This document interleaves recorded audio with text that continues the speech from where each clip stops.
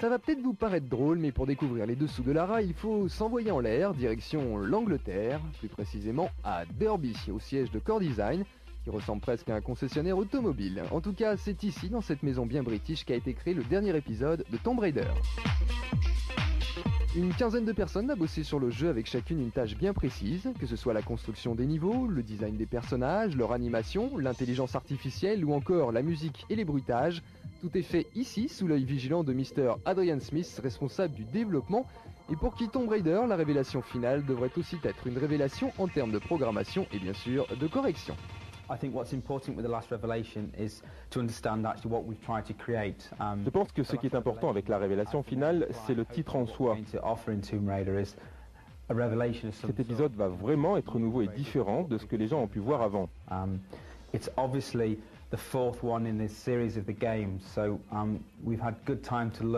évidemment le quatrième volet de la série. Nous avons donc eu pas mal de temps pour tirer les leçons des épisodes 1, 2 et 3. Nous avons pu cerner les préférences des joueurs et essayer de les rassembler pour faire un Tomb Raider 4 enrichi avec toujours Lara en héroïne.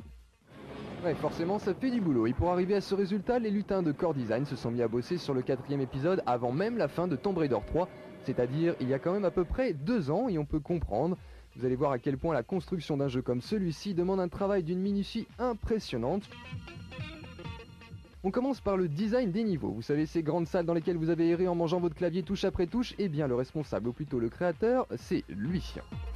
Avec un logiciel conçu spécialement par l'équipe de Core Design, il compose ces niveaux. En apparence, cela paraît très simple, on débute généralement avec une pièce carrée, on crée les blocs et l'architecture, puis on applique les textures, comme vous pouvez le voir, il suffit de sélectionner la zone et de choisir la texture correspondante sur la colonne de droite. Restent alors les effets de lumière, le tout est bien sûr vérifiable quasiment en temps réel, et au final, ça donne ça, avec un éclairage dynamique et lumière tamisée. Pour info, la construction d'un niveau aura pris 1 mois et il en faudra 2 pour les grottes avec de la verdure. C'est le moment d'aborder le design de la Miss Lara. Ça risque d'en ramollir plus d'un, mais le mec qui tripote Madame Croft, virtuellement bien sûr, c'est lui. D'ailleurs, pour l'anecdote, les mecs du marketing d'Eidos lui ont demandé de faire un t-shirt un tout petit peu plus court pour la Miss, l'histoire qu'on en voit un peu plus. Bref, ce que l'on voit nous ici, c'est le squelette de Lara sur lequel vont être appliqués les skins, en gros les morceaux de peau que vous voyez juste à droite. Bras, avant-bras, torse, milieu torse, haut torse, bref vous voyez où je veux en venir, chaque partie du corps reçoit une skin bien précise, même le visage en a plusieurs. Avec ce procédé, on n'a plus aucun problème de chevauchement de texture lors des animations, le résultat n'est pas flagrant, mais au ralenti, regardez, on voit déjà mieux. Ici, forcez-vous un petit peu, voilà, regardez si c'est pas magnifique. Bonjour, vous allez bien? Oui, moi aussi, très bien, vous vous occupez de l'animation des personnages, c'est ça? Alors en fait, c'est très simple, chaque personnage possède une position naturelle à partir de laquelle les autres vont être créés. Par exemple, pour le squelette, c'est debout, et pour Lara, c'est à 4 pattes, bien sûr, ça ne vous fait pas rire, c'est pas très grave.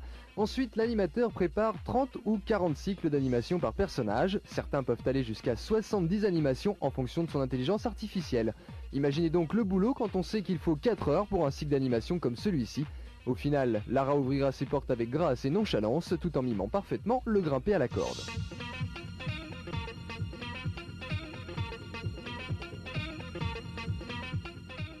Voici le penseur de l'équipe, il s'occupe de l'intelligence artificielle, logiquement elle a d'ailleurs été franchement améliorée. Regardez par exemple cette séquence. Le squelette pousse Lara du haut de la plateforme, Lara remonte et se croit en sécurité, mais pas bête le squelette, il a sauté par-dessus le vide pour la rejoindre. Comme quoi, même les squelettes ont aussi un cerveau. Bref, les ennemis sont censés pouvoir réaliser les mêmes mouvements que Lara et donc vous surprendre. En tout cas pour ce qui me concerne, tant que les ennemis continueront à attaquer une bombe sensuelle comme Lara plutôt que de la draguer, je me dis que côté intelligence artificielle, il y aura forcément quelque chose à revoir. C'est le moment de conclure avec la composition des musiques et bruitages. Comme au cinéma, le compositeur reçoit les cinématiques et s'inspire en les regardant.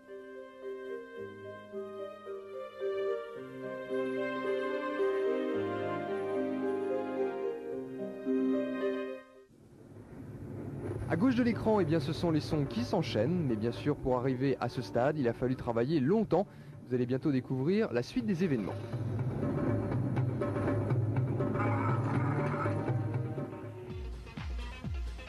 Pour commencer, le compositeur choisit des sons dans une banque de données, mais il peut aussi les créer lorsqu'il ne trouve pas ce qu'il veut.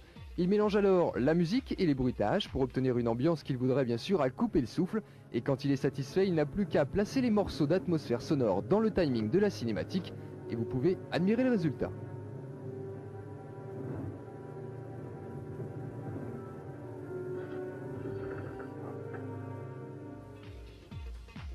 Voilà, c'était la note finale, et pour le clin d'œil, regardez bien l'écran du musicien, on peut bosser des journées entières pour la brune la plus sexy des jeux vidéo, et bien sûr ne rêver que de jolies blondes. Maintenant, malgré notre investigation et toutes ces infos sur le making-of du jeu, il reste un mystère entier. Que sera la révélation finale? Lara, tu peux... Non, je crois qu'il n'y a pas moyen là.